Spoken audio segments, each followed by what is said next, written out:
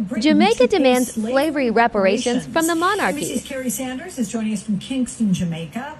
So, Carrie, let's talk about the attitude that Jamaicans are carrying right now toward the monarchy.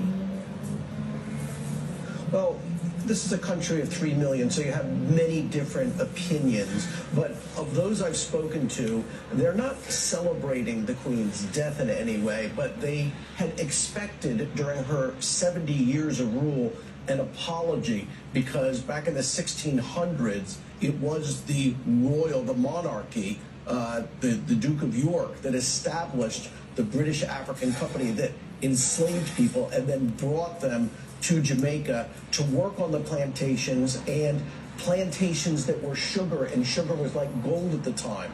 They never got the apology. Stephen Golding is joining us here now. He's among those who has demanded not only an apology, but also reparations. So explain to me, first of all, when we hear reparations, what is it that you would like to get from the monarchy? Reparations speaks to reparatory justice, and it acknowledges the fact that something went wrong. I mean, even the fact that slavery has been declared a crime against humanity, and crimes against humanity have no statute of limitations. But to top it off, at the emancipation, or so-called emancipation in 1834, compensation in the amount of £47 million was paid, not to the victims of the transatlantic slave trade, but to the victimizers, the slave owners. The slave owners. What was given to the slaves? Absolutely nothing. In fact, they were put into a 4-year period termed an apprenticeship, where they gave 4 more years of free labor to the plantation. Now, how do you do a job for 300 years and in the last 4 years you're suddenly an apprentice? So to understand how much money was given to the enslavers back in the 1800s, explain when that was finally paid off. That wasn't paid off until 2015, according to the British Treasury, which compounds the problem, because it means Jamaicans who were a part of the Windrush migration to the UK, who helped build up the UK after World War II, in their taxes that they paid up to 2015, they were paying back the loan taken out to pay the slave owners. So we practically had to buy our ancestors out of slavery. An injustice. This is a tragedy, and we are demanding more than an apology. So in March, when Prince Harry and Princess Kate were here, there were protests. You helped organize that. You're part of that. The message seems to have been received. As we wrap this up, what is your expectation now? The Queen has passed away, King Charles III. What do you expect?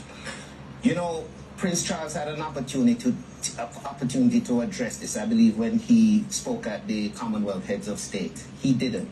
The language of the Europeans who were responsible, and particularly those representing the institutions of the monarchies that were involved, have been very careful in their language. They've never said sorry.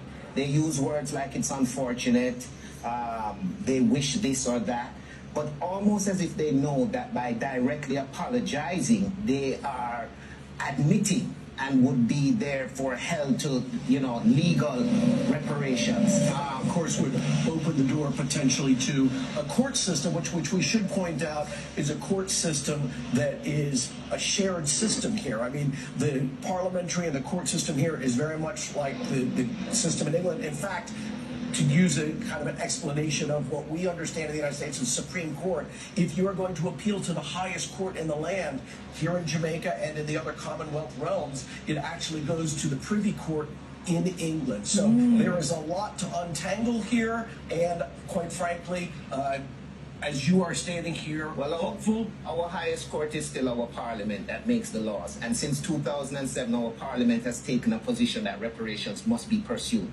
I am asking King Charles III to do the right thing in this case. And it begins with an apology, and then it begins with discussing how these reparations will be made. Other institutions in England have started. It's time the monarchy, which is one of the chief institutions responsible, be brought to book. Stephen, thank you very much. I appreciate your time. Clearly something that may be new to some in our audience, but here in Jamaica, a long-held discussion, and again, a lot of waiting, Alex. Yeah, there has been a lot of waiting, and we will see what comes from all of this discussion. Thank you.